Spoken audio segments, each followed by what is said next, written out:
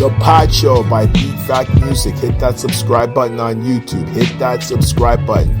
Go and hit Beat Fact Music. BEATFAKMUSIC. Hit that subscribe button. Also, we're on Spotify, Apple Podcasts. Check it out. Now let's get to the show. A third and five to the Undertaker. Brock Lesnar into the cover. Hooks the leg. The streak is over. Is really made of. Why, he is the greatest professional athlete in the world today. Look at this. He's slammed it. I don't believe it. I don't believe it. Oh, dropping a big leg. Over for the cover. It's over.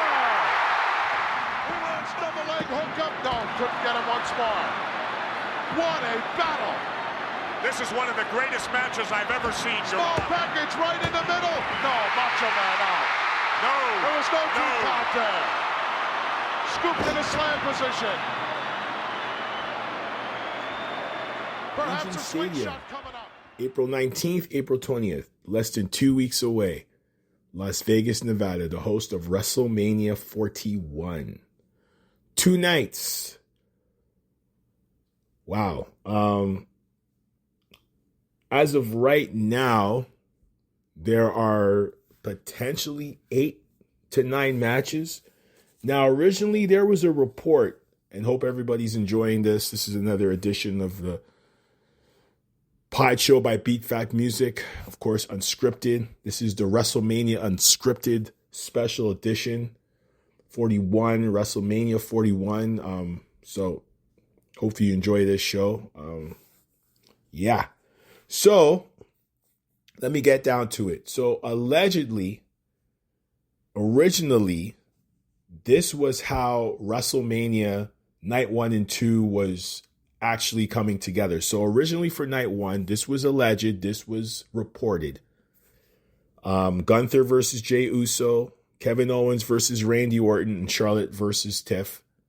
Also, the main event was Punk versus Reigns versus Rollins. Triple threat match. That is going to be the main event. Allegedly, as of right now. Night 2, Belair versus Io Sky versus Rhea Ripley. Styles versus Jake Paul, and Cena versus Rhodes to main event out night 2. Now, yesterday I did a show. I absolutely scrapped it. I was like, hell no. Because I hadn't watched the SmackDown highlight reel. And then there's a bunch of other news that came flushing in. So I decided, you know what? We're going to do this again.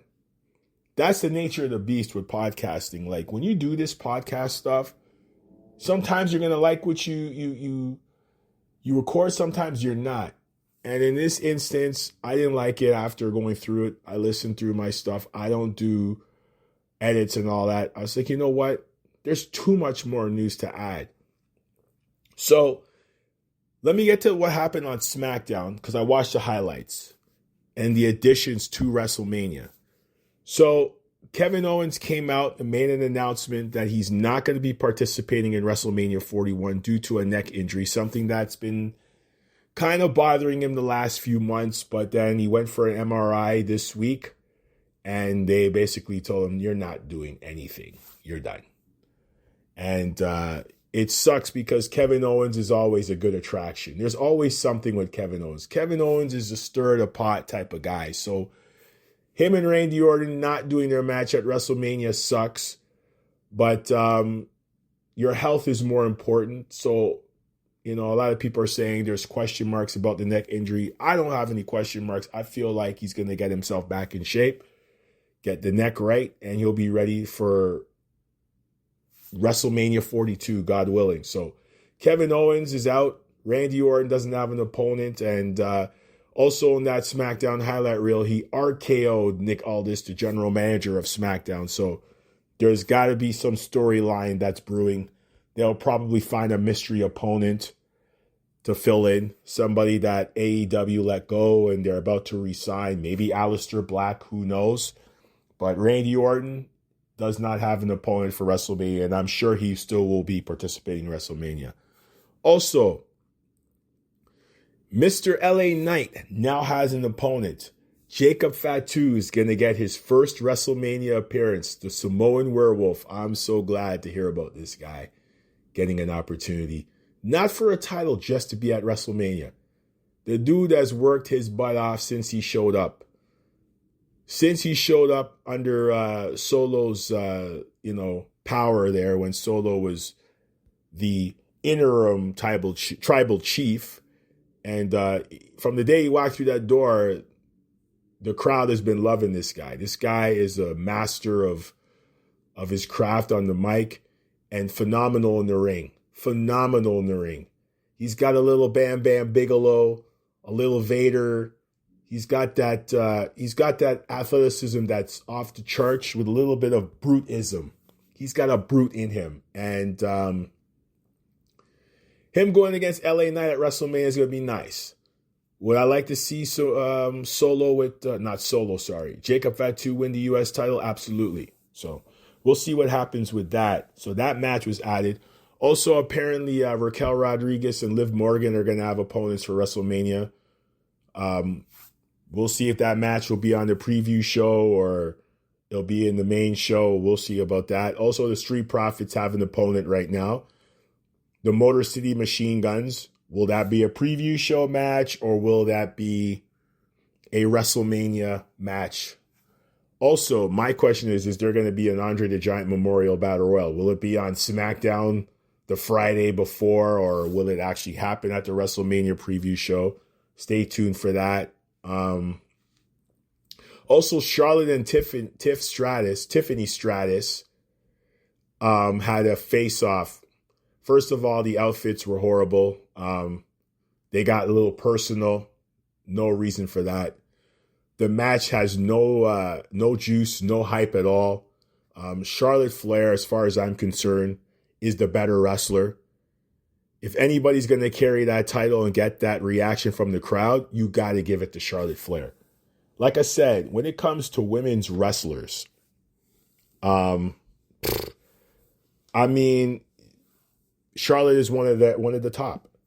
Whether you like Charlotte Flair or not, you gotta like. If you love wrestling and you're a wrestling fan, Charlotte Flair is one of those.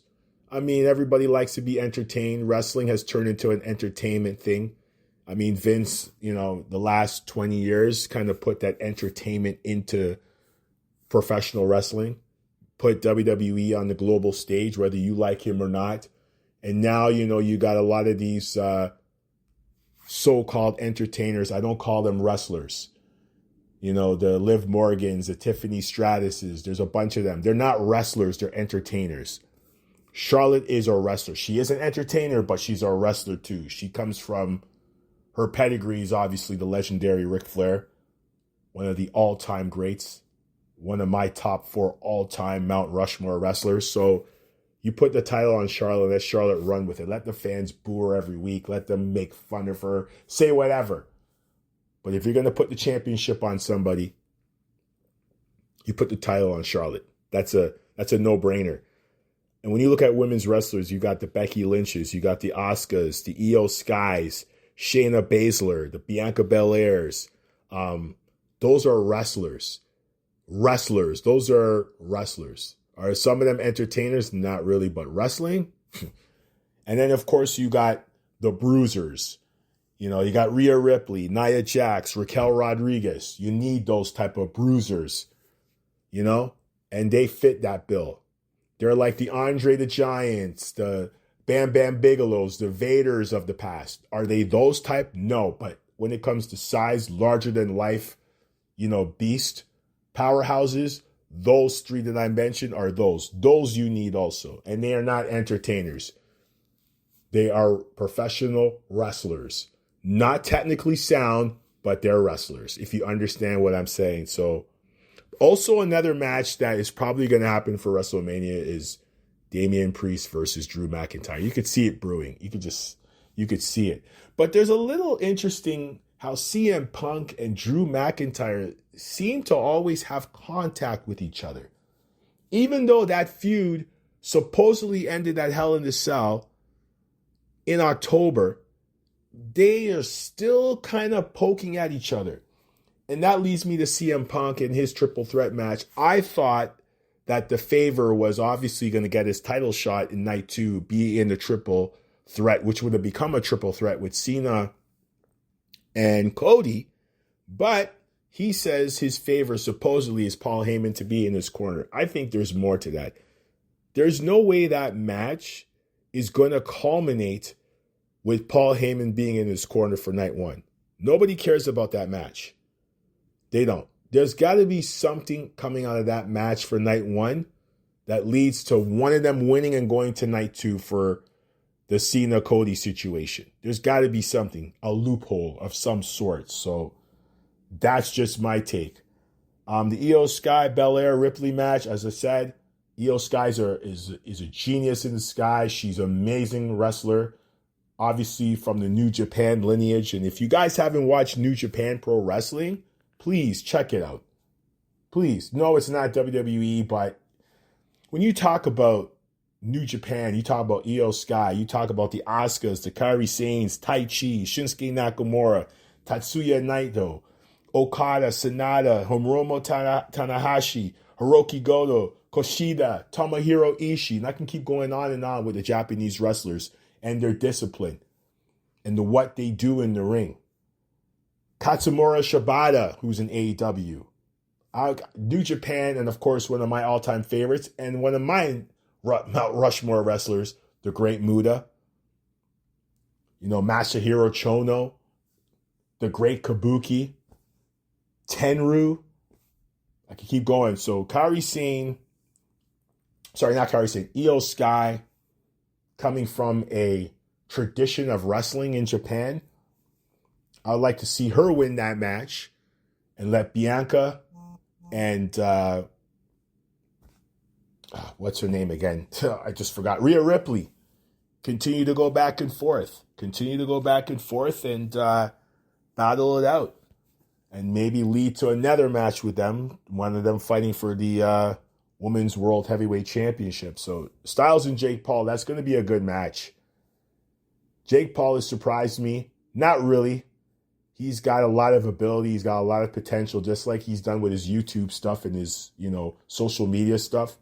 He's really put in the work. AJ, we know AJ's phenomenal, so that's going to be good. Gunther and Jay, I don't like the storyline for it. I love both of those wrestlers. Gunther having that great Intercontinental 3-way match a few years ago. Jay doing what he does best. We'll see how that pans out. So, WrestleMania is what it is right now. There's a lot going on with WrestleMania in terms of the whole weekend, the Hall of Fame stuff. I'm not going to talk about that. I think the Hall of Fame is just politics itself. But one of the things about WrestleMania is the whole pricing for seats and stuff. For example, Section 119, Row 27, standard admission. If you go on Ticketmaster, and you could check this out yourself, at Allegiant Stadium for WrestleMania, $700. $700. That's insane. Insane. I don't know if that's for two nights. That's probably one night. $700. But here's one that is facts. So, floor section, 2 tickets, 2 nights. 2 nights. That's night 1 and 2. Floor section, section F4, row 4, 2 tickets, $30,000. You heard me correct. $30,000. That is insane. $30,000.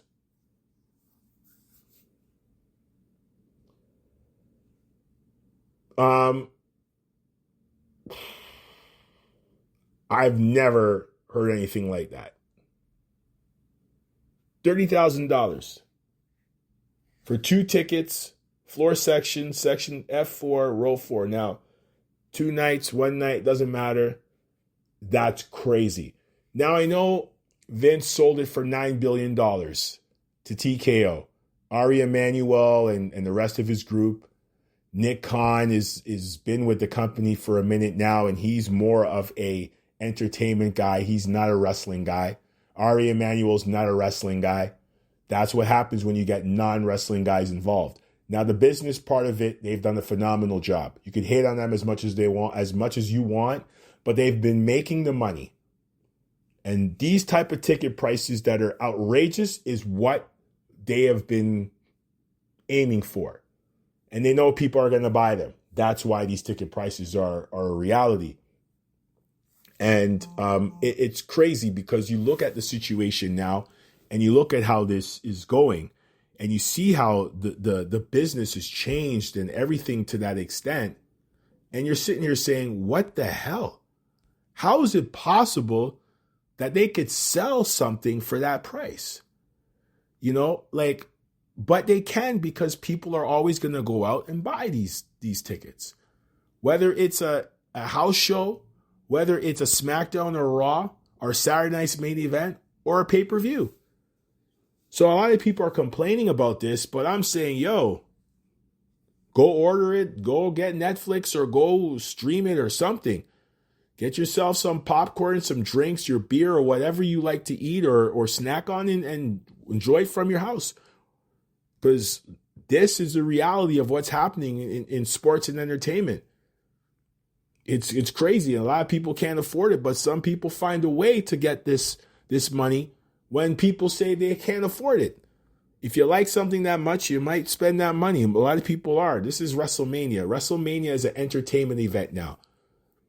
We are far away from WrestleManias 1 to 10. We are now in WrestleMania 41. You cannot compare the first 10 years of WrestleMania to the last 10 years. It's impossible. The marketing, the technology, the wrestlers, the whole spectacle, it's completely changed. But one thing hasn't changed is the aura of WrestleMania. Even though the WrestleMania might be poo to most people, there's always that attraction. That's why they always get people. Look at this, for example.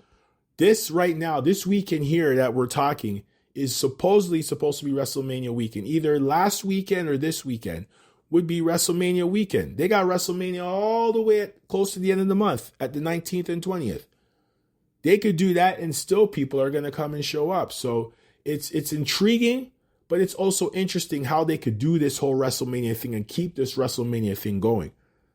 TKO is a business. They don't care about that wrestling thing. Vince cared about both entertainment and wrestling. Vince wanted a good performance. He wanted to make the money, which he knew he was. Vince McMahon, this is just my opinion with Vince. Vince was about making money, but the product had to be even better. But as you know, the last couple years, he got a little senile and, you know, some of the stuff that was on TV was like, what's going on here? There's a time to give it up and quit, which he did. Triple H is running it. He's doing an okay job. I'm not saying he's spectacular, but this is the business of professional wrestling, aka sports entertainment, and this is what you get now. So right now, as we could see with the couple more matches that I announced on top of what they allegedly reported, there's like 10 matches with 2 weeks to go. You know, back then WrestleMania was that spectacle for like 2 months. You knew who was fighting what was the whole storyline. I'll give you guys an example before I close the show. I'm not even going to go Andre and Hogan, because most of you that are wrestling savants like myself who know the history with that, know the whole storyline. I'm going to go to another storyline that was on that same WrestleMania 3 crowd. Savage versus Steamboat. That match that they had in November of 86 on Superstars. The whole Bell incident. Taking Ricky Steamboat out, the crushed larynx. From November all the way to March, that story was going on. The storyline itself leading to that match, which is, as far as I'm concerned, the greatest match in WrestleMania history. And I see WWE's doing their WrestleMania countdown right now for matches. And that match better be number one. That match was a masterpiece. But yeah, it was a storyline that made so much sense And it was masterfully done. Vince was about those stories. The old Vince. The 80s Vince wanted those type of storylines. And he kept people intrigued. People were watching wrestling shows and going to house shows right up until WrestleMania. Because there was something there. Now you don't have to do that. You can go online and read some foolishness and you got all these marks and all that. So it's changed. Has it been changed for the better? I'm not going to say it has. But the money part, they're doing great. I can't hate on the financials. This is WWE 2025. They got a video game that's very successful now. They got the merchandise that's very successful. They got the talent. They got a whole bunch of other stuff going on. They got NXT Evolve. They got a bunch of stuff going on. Like it's crazy how it's evolved. I can't hate. But am I an old school head in terms of like, does this WrestleMania intrigue me enough that I'm going to be like, yeah, no. I'll watch it. And of course, I'm going to give my post WrestleMania, but it's not anything great. So, I just feel like there's going to be an interesting climax to this WrestleMania. The Rock's got to show up. He's a big part of this storyline. But it's going to be interesting. And I feel like certain guys like Gunther and Charlotte and AJ Styles and, they're going to be remembered for their performances. So, and of course others too, but that's just what it is. That's WrestleMania, the spectacle. So if you are watching WrestleMania, enjoy it. If you're going to be there, enjoy it, be safe. And I always advise people to check out the old school WrestleManias. If you have Netflix, you probably have access to all of them. Please check them out. You're going to see Mastery at its best. And before I go, I'm going to also announce that I'm going to put my top 5 or whatever top. I'm not going to call it a top 5. I'm going to put my favorite WrestleMania matches of all time because top 5 is hard for me. But I will say my favorite match of all time, and I think the greatest WrestleMania match of all time, is Ricky Steamboat and Savage for the Intercontinental title at WrestleMania 3. The rest, 2 to whatever, but I'm going to put my top 5. No, again, sorry, not top 5. I'm going to put my favorite WrestleMania matches of all time on the description part for this podcast. So, yeah, that was my WrestleMania breakdown for WrestleMania 41. And, folks, hopefully you enjoyed this show. This is another pod show by Beat Fact Music. This is WrestleMania Unscripted 101. So, folks, good morning. Good afternoon, good evening, good night, good day, wherever you are in the world. Thanks for listening. I'm out. Peace.